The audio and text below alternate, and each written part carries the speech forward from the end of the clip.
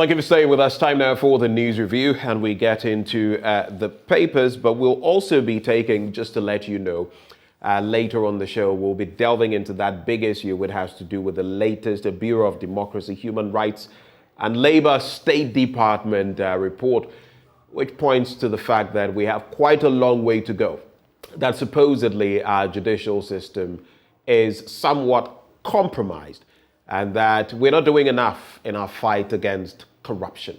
We'll be telling you more on that, and in the course of the news review, as well as I am joined by my guests, we shall delve into some of those issues. Like I intimated at the start of the show, though, wherever you are, it's quite a morning. If you're heading out, ensure that it's safe to go out. There is flooding, a bit of flooding in some areas, so do be cautious. The Daily Graphic newspaper now. Quest for sustainable growth. We need neutral development commission. That's according to Professor Okwe. I'm talking about Mike Aaron Okwe. And he has proposed the establishment of an independent National Development Planning Commission that will craft development programs devoid of political interference. He said the members of such a commission should be appointed from independent sources, including academia, civil society, and religious bodies, and must have autonomy. He noted that the politicization of the NDPC and the abandonment of various projects started by predecessor regimes were greatly hurting the nation, and don't we all know it? Professor Okwe made the proposal at the inauguration of a Center for Constitutional Studies at the Institute of Economic Affairs in Accra last Tuesday. The center is named after him, Professor Okwe, who is also a distinguished constitutional scholar. So this makes for very interesting reading. But just to quote what he says here, reviewing the 1992 Constitution of Ghana and beyond, he actually said he did not downplay the importance of the NDPC. Nevertheless, he noted that the present state of a pendulum in development, where governments introduce new policies during their tenure, only for those policies and attendant projects to be abandoned immediately those governments left office, was tragic. This makes for interesting analysis from all kinds of angles. One, 64 years after gaining independence, and just yesterday, we're celebrating, or not celebrating, commemorating 50 years after the demise of the Osajifo. Look at the foundation he laid. What did we build on that foundation? There were development plans even before Dr. Kwame Nkrumah. The Gaggisbergs and the Alan Burns and all these people, look at what they did. There were development-oriented plans. The colonialist forces or the imperialists left. Nkrumah did a good job. Development plan, year after year. We saw the Akosombo Dam. We saw the Tema motorway. People criticized him look at our population. Why are you doing all these things? Today, we're still enjoying from those. And immediately after that, yes, there were military regimes, takeovers, and all of that. Ignatius Kutu Echampon came and did his bit. Operation Feed Yourself and all of that. But these were not plans that were extensive or continued. And here we are today, even when we talk about plans. I recall there was a time when we're talking about a 40-year development plan for our country. And some people, jettisoned it, they poo-pooed it, they said it was unheard of. But China, even China, with its state of development, has development plans. Where are we as a country? And I couldn't agree more with Professor Mike Aaron Okwe on this bit. Take out the politicization, but I'll ask, when you were speaker, Professor Okwe, what happened during your regime? Were you able to influence your administration not to play the same politics? Because we saw same. And I would be fair to you and say that it has crisscrossed our democratic practice and our, political party politics in this country in the Fourth Republic. So the question is, yes, the call is good, but how do we get this done? It's like the conference of cats who said, the conference of mice, I should say, who said they wanted to bell the cat. The question was, who would bell the cat? That is the question. Who is going to do it? Is it this current administration? It has not looked like it. Is it a coming administration? Only time will tell. Well, there are other stories in there. Government keen on renewable energy penetration. That's according to the president. And study discovers organic fertilizer for high yields. That is on page 16. Another major story on page 16 that I am about to get into. NPP elects constituency executives. NPP elects constituency executives. And that story is on page 16 of the paper. Let me quickly get into that. It says the New Patriotic Party will, from today up to May the 2nd, 2022, hold its annual delegates conference to elect executives in 250 of its constituency branches. The conferences in the remaining 25 constituencies are on hold due to petitions and court cases brought by some aggrieved members of the party.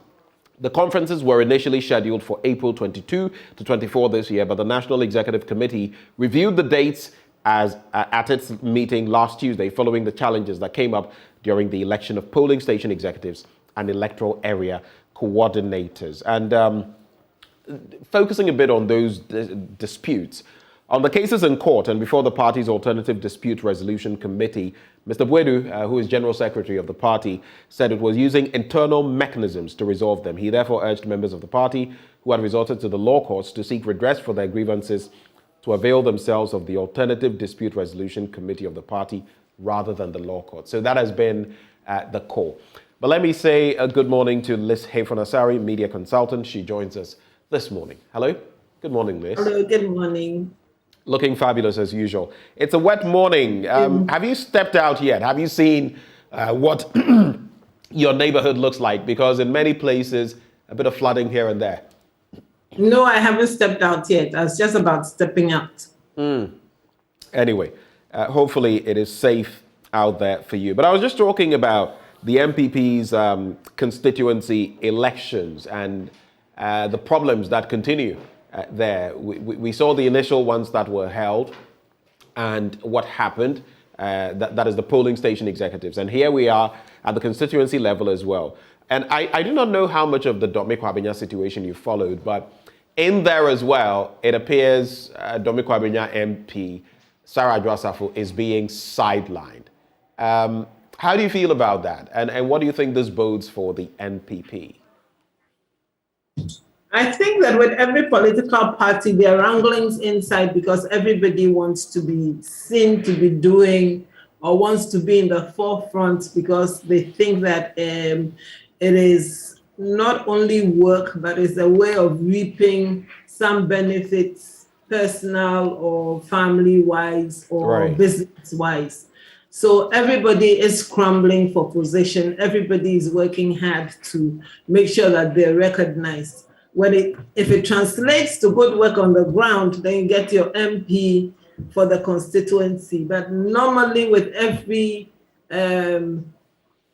position in political parties, there are some wranglings. With the issue with regards Honorable Adwo, I really haven't followed it in detail. I just know that she's not at post. I know that she's gone through some health challenges, and probably that is why she's still outside. I don't know if that is what is continuing or if there are any underlying factors. But if there are, it should have been resolved amicably long ago, because I don't think the seat remaining empty for this long augurs well for the people of Buaben. So if they're sidelining her, they're doing so because they want a representative in parliament and they don't have one, even though she is the MP for the area. The MPP has to look at making sure that it has people that are recognized and believed in by the masses that follow the party. If they don't do that, then they'll have people being apathetic and not being interested in the party and what the party is doing. So it needs to take time to make sure that the people that they are electing are not being forced on the people, but they're the people that the masses want. Those on the grassroots level especially are the people that they want and they want to work with. If you don't do that, then you probably are not going anywhere. We've also heard from former Speaker of our Parliament, Professor Mike Aaron-Okwe, and he has something interesting to say. Speaking recently, he said that, so one core thing that we're focusing on. He is saying that we need a National Development Planning Commission devoid of politics. And he is suggesting that the membership should be constituted of academia, civil society, religious bodies, and that they should be autonomous. Do you agree with him? Is that the only way we can depoliticize national development? We had developmental programs in the past, even while we're being colonized. And under Nkrumah, we had same. But I guess the duopoly we're seeing now, NDC, MPP, has thrown everything out of the room. And now it must be an NDC plan or an MPP plan. What is your take? I agree that we need a neutral development commission. But as to whether it should be devoid of the parties, I don't think so. I believe that the people in the parties who, when you put in certain positions, will play their roles as per the work ethics that they are being engaged in. Right. I don't think that the fact that they are NDC or MPP means that they will not be neutral or they will not be true to whatever the Development Commission comes up with. What we have to do is painstakingly look for those people with integrity, who are honest and who are loyal and who are devoted to the development of the nation. And if we do that, we definitely would have a good commission. It doesn't just have to be academia and religious and those outside of politics. I believe that politics has a very important role to play when it comes to development. But I also believe that the Development Commission must be neutral. So even if you're there and you have colors, you must play your role to ensure that the country develops, and you must be devoted to doing that. Let's get into the Ghanaian Times, but maybe before we do so, I just want to, I do not know whether you've seen a copy of this yet. It has to do with the 2021 Ghana Human Rights Report. And this is emanating from one of the State Departments of the United States. And it is interesting. We're told that from time to time they issue these on a national level or on a country level based on developments, and also as some sort of a precautionary measure to their citizens in the country. So two things come to the fore. One, they are suggesting that as far as our judiciary is concerned, some cases are, determined, or they lean a certain way, not necessarily based on what ought to be, that there is some compromise of our judiciary. They also go on to talk about the fact that a lot of corruption is endemic in our system, and that people can get away with it. People can do it with impunity, and that dealing with them is very sluggish, almost intentional, so to speak. How would you react to that? Do you feel that is a fair reflection of what we see? Because we've also heard from the likes of other institutions, across the globe that focus on corruption. We have the Corruption Perception Index from time to time that we hear. When you put all of these side by side, do you feel it is a correct picture of what is going on in our country? Correct picture, difficult for me to say. But I know that in certain cases, yes, we have not been too happy with what has come out from the judiciary. And as for the corruption index, I believe that now corruption is endemic in this country. And you see it even when you go to the ministries. If the secretary has to do something on a file that you have sent in and you do not hand something under the table, your file will stay there for months and months on end. And so if we say corruption is endemic, to a large extent, I'll agree. But where do we start to nip it from? I think that unfortunately for us, we have transported some of what we have in the cultural setting into from what we have from our traditional setting into our administrative setting as with regards to the executive. And so people don't see it as corruption, but it's just as bad. If you say that you do not go to a chief's palace empty-handed, it doesn't mean that you can't go to the presidency empty-handed. I mean, we shouldn't just think that because you're going to see an elder or you're going to see somebody who's overseeing the nation as a whole, you can't go and just have whatever deliberations that you want to have. I'm only using the presidency because that is the apex when it comes to administration in the country. It doesn't mean that I have any evidence to show that anything like that has happened.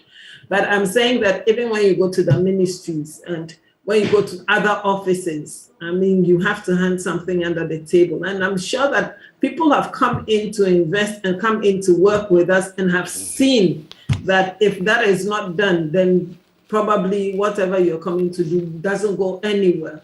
It's not a good image for us, and we have to work at it. We need to make sure that corruption is not, we are not clothed with it. I went to an office and I was very happy for one of the signposts that I saw. It says, thank you is enough. And then it has a dollar sign and it has a hand that says no.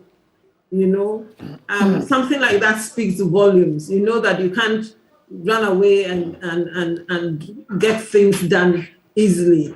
In that office, there is a system. When you walk in, they give you a number and they work with the numbers that are given people. So you can't jump the queue. You just have to be in a queue and wait your turn.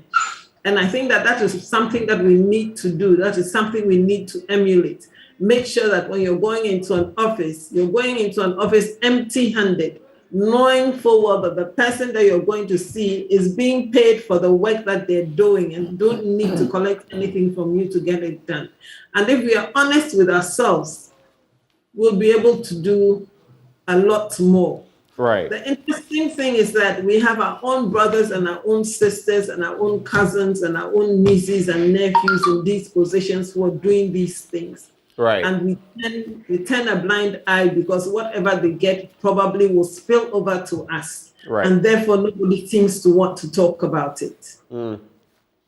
Well, let's look at some other stories. The Ghanaian Times newspaper, Binary begins research into mosquito breeding sites. GJ elections handover to take place by June the 30th. And there's been a lot of criticism with the ongoing stay of the executives.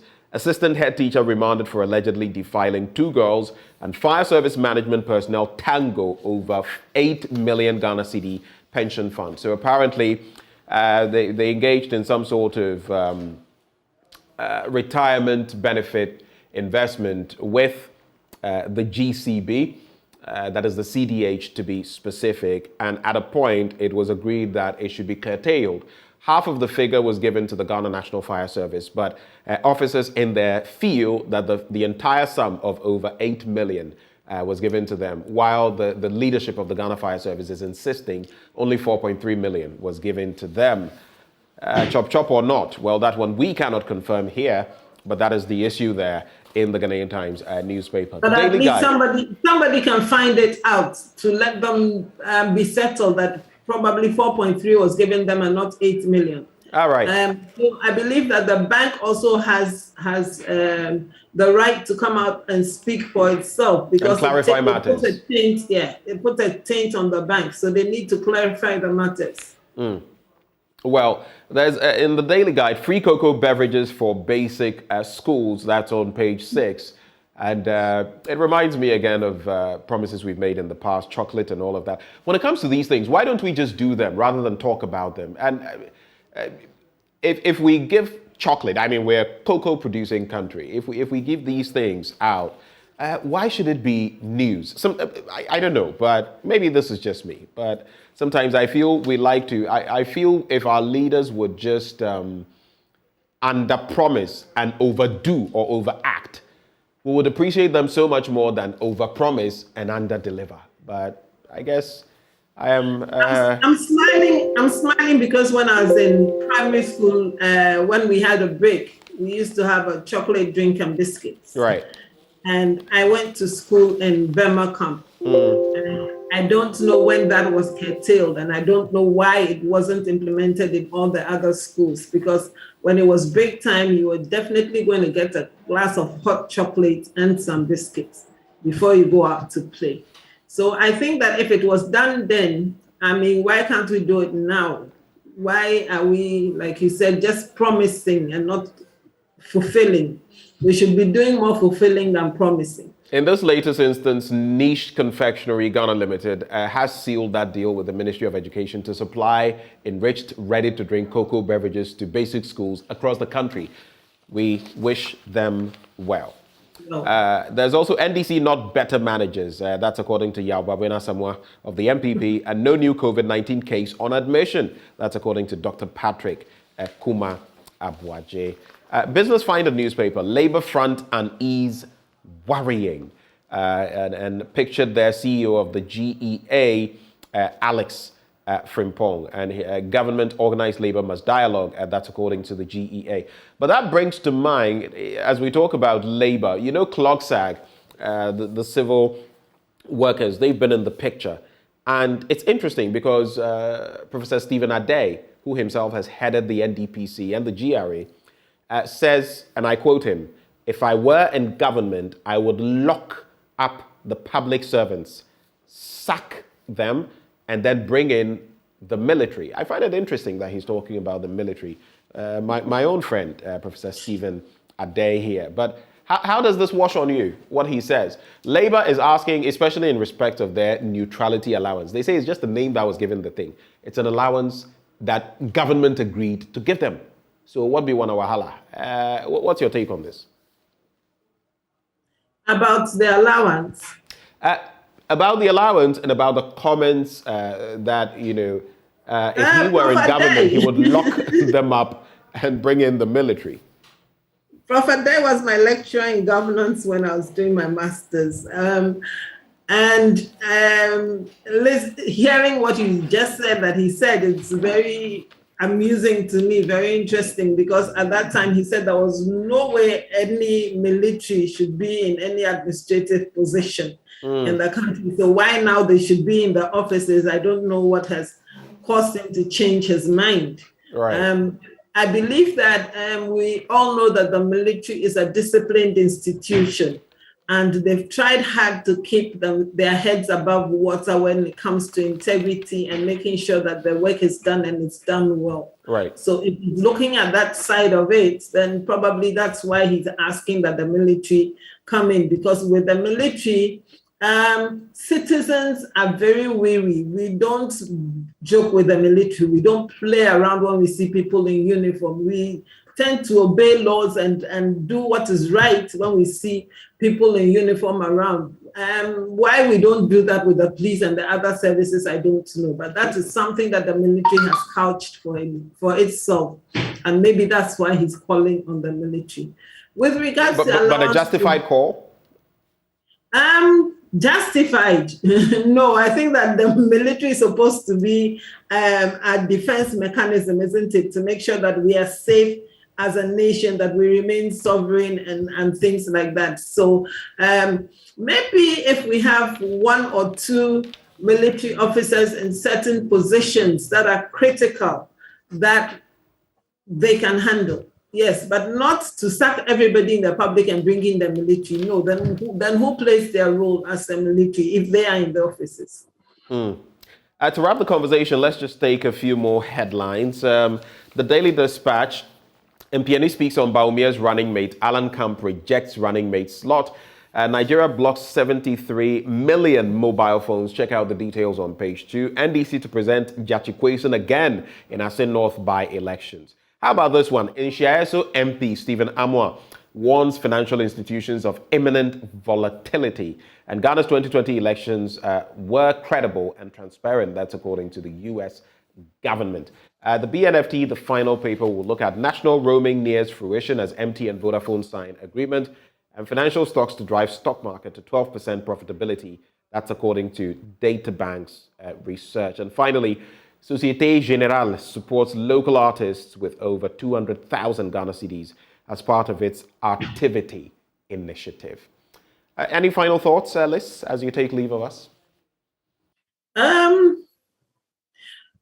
Only to say that I think that I give thumbs up to BNFT. I think they're doing well with regards to the financial sector and the business sector. Right. What is important they bring to the fore. And I think that they just ended Money Summit. It was a very good one. I listened into a few of the discussions.